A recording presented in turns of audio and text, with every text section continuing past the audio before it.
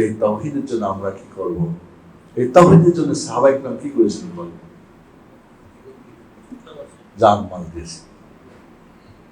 Medina ছেড়ে কোথায় দিক পর্যন্ত চলে গেছে যুদ্ধ, কাফির মুশরিকদেরকে।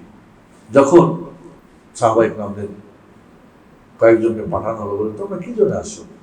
এই জীর্ণ শীর্ণ, পায়ে জুতা নাই, কাপড় নাই, হাড্ডি মাড্ডি দেখা যায়, এই খাজনা যে মানে বাইতুল কি বলতে আমরা কোষাধ্যক্ষ, এটা খুলে দাও, যা লাগে সব নিয়ে তোমরা মদিনায় ফিরে যাও।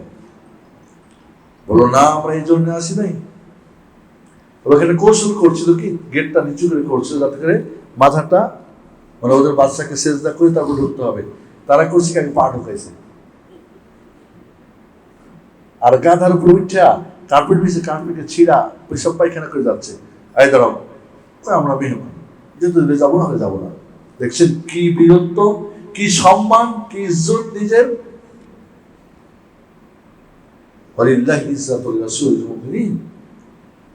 ঠিক আছে, মূলত পার্সিয়ানের আরবিয়ান ট্রান্সলেটর দিয়ে কথা হচ্ছে।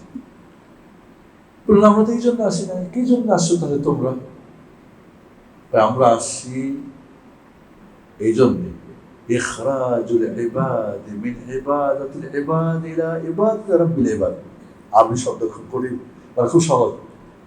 ইখরাজুল ইবাদ, মানুষকে বের করার জন্য, মিন ইবাদাতি ইবাদ, যারা মানুষ অন্যের কিছু ইবাদত করে, আল্লাহ ছাড়া মখলুকাতের ইবাদত করে, তাদেরকে বের করে কোথায়? ইলা ইবাদাতি রাব্বিল ইবাদ, সমস্ত রবের যিনি আল্লাহ, তার রব যিনি, তার ইবাদত করার জন্য। মানে আমরা এসেছি শুধু তোমাদেরকে আসলিম তাসলাম, ইসলাম গ্রহণ করো, শান্তি বাস করো, কিছু দরকার নেই।